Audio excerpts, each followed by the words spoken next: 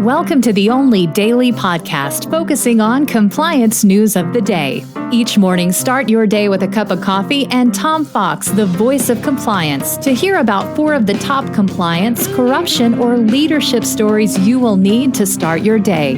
The Daily Compliance News is a production of the Compliance Podcast Network. First, a word from our sponsor.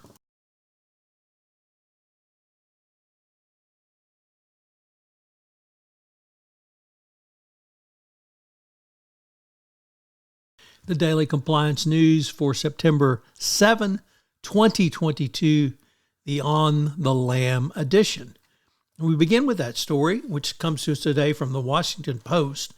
Well-known bribery and corruption extraordinaire Fat Leonard has apparently escaped U.S. custody as he was under home arrest, awaiting for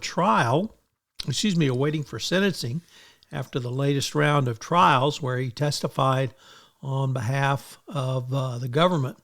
He had a September 22 hearing, and he apparently absconded himself from his home in San Diego. So I'm sure the U.S. Marshals and a lot of other folks will be after him, but nonetheless, a huge black eye for the U.S. Marshal Service and the U.S. prosecutors who had depended on him throughout this time while he was under home arrest. Next up, from the Times of Israel, Swiss prosecutors have demanded prison time for convicted Israeli tycoon Benny Steinmetz.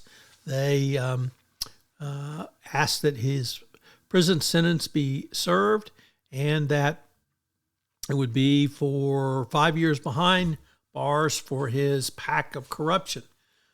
Steinmetz is on appeal and claims that it's all just a misunderstanding, that the Swiss court was really too stupid to understand his sophisticated argument that he was just investing in Equatorial Guinea, and the bribe he paid to the fourth wife of the then president wasn't a bribe, it was some other payment.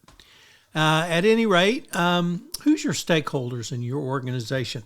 If you recall, the statement on the purpose of a corporation by the Business Roundtable listed 5 separate stakeholders: shareholders, customers, locales where you do business, your employees, and the third parties you do business with. Well, FedEx is learning this lesson as a former FedEx delivery contractor has called for a no confidence vote against current FedEx ground chief executive John Smith.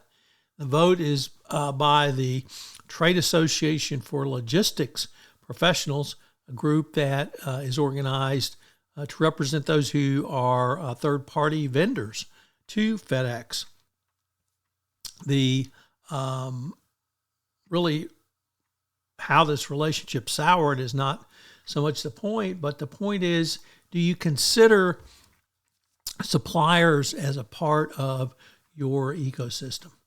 And finally, Trump's, the SPAC, which was going to invest in Donald Trump's new media corporation, is on the verge of collapse and has 2 days for its shareholders to approve a deal with Trump's media corporation. So it looks like Trump's media empire may be heading into the dust before it even gets started.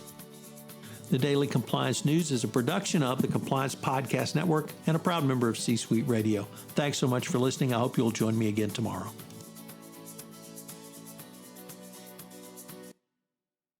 This podcast is a part of the C-Suite Radio Network. For more top business podcasts, visit c-suiteradio.com.